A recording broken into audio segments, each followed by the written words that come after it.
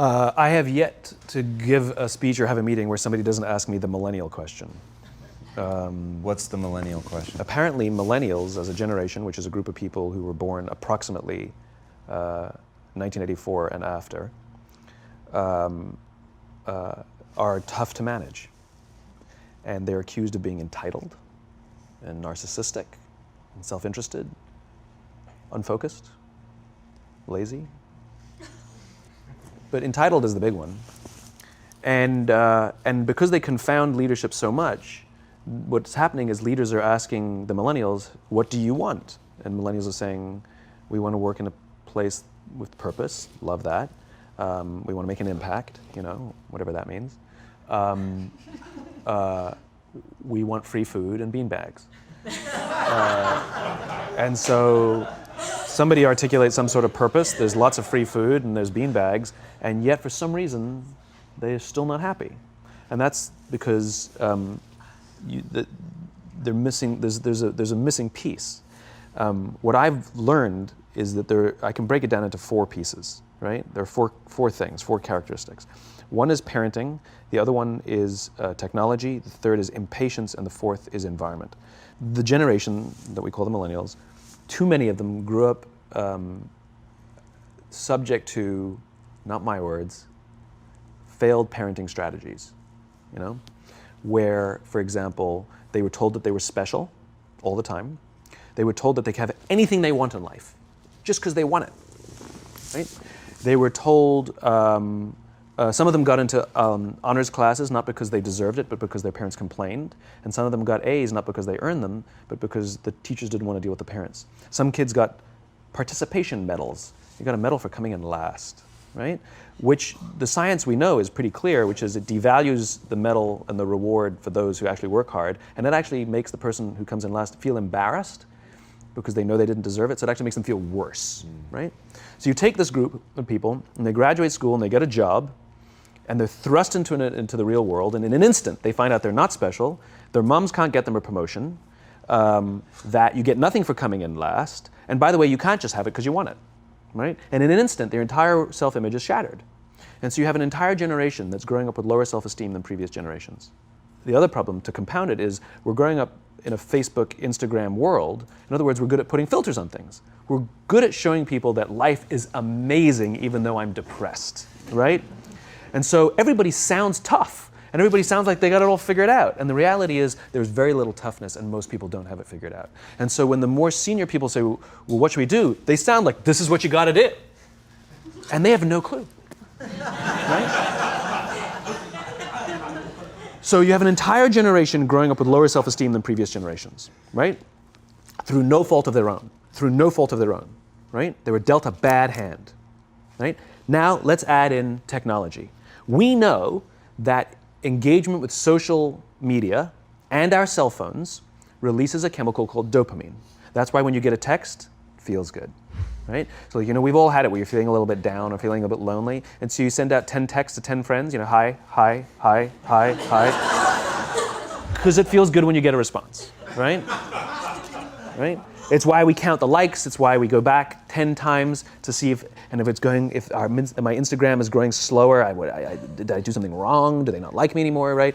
The trauma for young kids to be unfriended, right? Because we know when you get a hit of dopamine, which feels good. It's why we like it. It's why we keep going back to it. Dopamine is the exact same chemical that makes us feel good when we smoke, when we drink, and when we gamble. In other words, it's highly, highly addictive. Right? We have age restrictions on smoking, gambling, and alcohol, and we have no age restrictions on social media and cell phones, which is the equivalent of opening up the liquor cabinet and saying to our teenagers, hey, by the way, this adolescence thing, if it gets you down. But that's basically what's happening. That's basically what's happening, right? That's basically what happened. You have an entire generation that has access to an addictive, numbing chemical called dopamine through social media and cell phones as they're going through the high stress of adolescence. Why is this important? Almost every alcoholic discovered alcohol when they were teenagers. When we're very, very young, the only approval we need is the approval of our parents. And as we go through adolescence, we make this transition where we now need the approval of our peers. Very frustrating for our parents, very important for us. It allows us to acculturate outside of our immediate families into the broader tribe, right? It's a highly, highly stressful and anxious period of our lives, and we're supposed to learn to rely on our friends. Some people, quite by accident, discover alcohol and numbing effects of dopamine to help them cope with the stresses and anxieties of adolescence. Unfortunately, that becomes hardwired in their brains, and for the rest of their lives, when they suffer significant stress, they will not turn to a person, they will turn to the bottle. Social stress, financial stress, career stress, that's pretty much the primary reasons why an alcoholic drinks, right? What's happening is because we're allowing unfettered access to these dopamine-producing devices and media, basically it's becoming hardwired, and what we're seeing is as they grow older, too many kids don't know how to form deep, meaningful relationships. Their words, not mine. They will admit that many of their friendships are superficial. They will admit that their friends, that they don't count on their friends, they don't rely on their friends, they have fun with their friends, but they also know that their friends will cancel on them if something better comes along. Deep, meaningful relationships are not there because they never practice the skill set, and worse, they don't have the coping mechanisms to deal with stress. So when significant stress starts to show up in their lives, they're not turning to a person, they're turning to a device, they're turning to social media, they're turning to these things which offer temporary relief. We know, the science is clear, we know that people who spend more time on Facebook suffer higher rates of depression than people who spend less time on Facebook, right? These things balanced. Alcohol is not bad, too much alcohol is bad. Gambling is fun, too much gambling is dangerous, right? There's nothing wrong with social media and cell phones. It's the imbalance, right? If you're sitting at dinner with your friends and you're texting somebody who's not there, that's a problem. That's an addiction. If you're sitting in a meeting with people you're supposed to be listening to and speaking, and you put your phone on the table, face up or face down, I don't care, that sends a subconscious message to the room that you're just not that important to me right now, right? That's what happens. And the fact that you cannot put it away is because you are addicted, right? If you wake up and you check your phone before you say good morning to your girlfriend, boyfriend, or spouse, you have an addiction. And like all addiction, in time, it'll destroy relationships, it'll cost time, and it'll cost money, and it'll make your life worse, right? So you have a generation growing up with lower self-esteem that doesn't have the coping mechanisms to deal with stress, right? Now you add in the sense of impatience, right? They've grown up in a world of instant gratification. You want to buy something, you go on Amazon, it arrives the next day. You want to watch a movie? Log on and watch a movie. You don't check movie times. You want to watch a TV show? Binge. You don't even have to wait week to week to week, right? I know people who skip seasons just so they can binge at the end of the season, right? Instant gratification. You want to go on a date? You don't even have to learn how to be like, hey. You don't even have to learn and practice that skill. You don't have to be the uncomfortable one who says yes when you mean no and says no when you mean no and yes when you... You don't have to swipe right. Bang, I'm a stud. Right? You don't have to learn the social coping mechanisms, right? Everything you want, you can have instantaneously.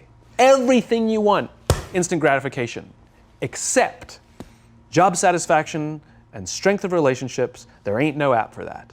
They are slow, meandering, uncomfortable, messy processes.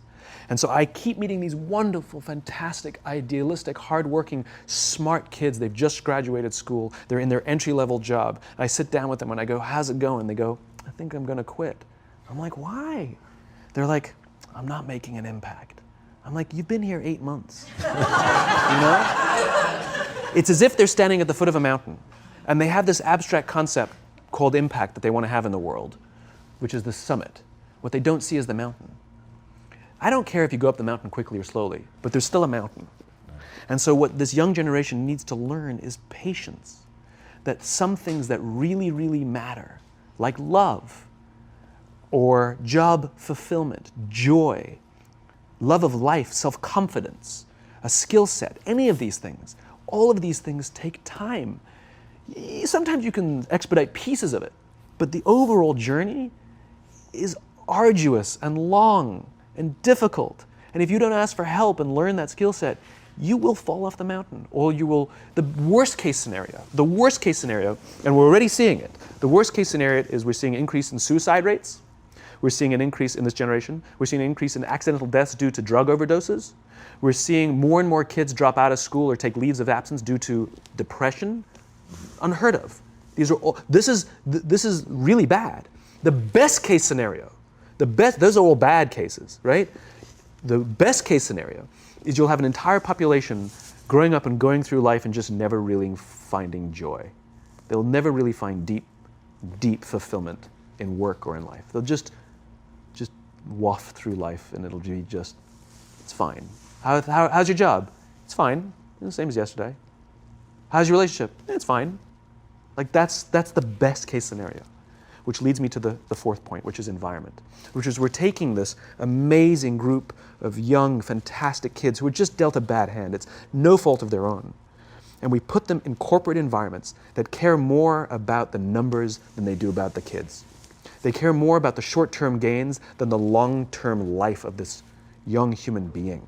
We care more about the year than the lifetime, right? And so we are putting them in corporate environments that aren't helping them build their confidence, that aren't helping them learn the skills of cooperation, that aren't helping them overcome the challenges of a digital world and finding more balance, that isn't helping them overcome the need to have instant gratification and teach them the joys and impact and the fulfillment you get from working hard on something for a long time that cannot be done in a month or even in a year. And so we're thrusting to them in corporate environments, and the worst part about it is they think it's them. They blame themselves. They think it's them who can't deal. And so it makes it all worse. It's not. I'm here to tell them it's not them. It's the corporations, it's the corporate environments, it's the total lack of good leadership in our world today that is making them feel the way they do. They were dealt a bad hand, and I hate to say it, but it's the company's responsibility. Sucks to be you, like we have no choice, right? This is what we got, and I wish that society and their parents did a better job. They didn't. So we're getting them in our companies, and we now have to pick up the slack. We have to work extra hard to figure out the ways that we build their confidence. We have to work extra hard to find ways to teach them the social skills that they're missing out on. There should be no cell phones in conference rooms. None. Zero.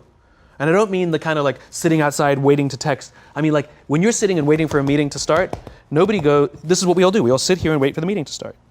Meeting starting? Okay. And we start the meeting. No, that's not how relationships are formed. Remember we talked about it's the little things? Relationships are formed this way. We're waiting for a meeting to start and we go, how's your dad? I heard he was in the hospital. Oh, he's really good. Thanks for asking. He's actually at home now.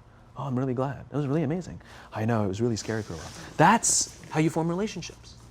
Hey, did you ever get that report done? Oh my God, no, I didn't. I'll help you out. Can I help you out with that? Really? That's how trust forms. Trust doesn't form at an event in a day. Even bad times don't form trust immediately. It's the slow, steady consistency. And we have to create mechanisms where we allow for those little innocuous interactions to happen. But when we allow cell phones in conference rooms, we just, okay, have the meeting.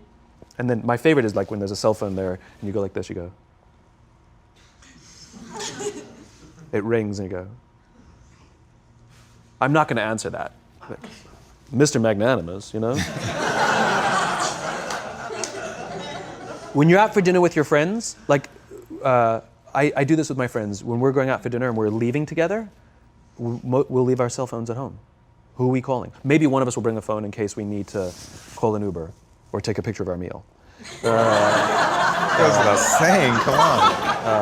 I mean, I'm an idealist, but I'm not insane. You know? Not a heathen. I mean, it looked really good. We'll take one phone. And so it's like an alcoholic. The reason you take the alcohol out of the house is because we cannot trust our willpower. We're just not strong enough. But when you remove the temptation, it actually makes it a lot easier. And so when you just say, don't check your phone, people literally will go like this. And somebody will go to the bathroom, and what's the first thing we do? Grab the phone, because I wouldn't want to look around the restaurant for a minute and a half, you know? But if you don't have the phone, you just kind of enjoy the world. And that's where ideas happen. The constant engagement is not where you have innovation and ideas. Ideas happen when our minds wander and we go, and you see something, I bet they could do that. That's called innovation, right? But we're taking away all those little moments, right? You should not, and none of us should charge our phones by our beds. We should be charging our phones in the living rooms, right? Remove the temptation. You wake up in the middle of the night because you can't sleep, you won't check your phone, which makes it worse. But if it's in the living room, it's relaxed, it's fine. But it's my alarm clock. buy an alarm clock. They cost $8, right? I'll buy you an alarm clock, right? But the point is we now in industry, whether we like it or not, we don't get a choice. We now have a responsibility to make up the shortfall and to help this amazing, idealistic, fantastic generation build their confidence, learn patience, learn the social skills, find a better balance between life and technology. Because, quite frankly, it's the right thing to do. It's the right thing to do.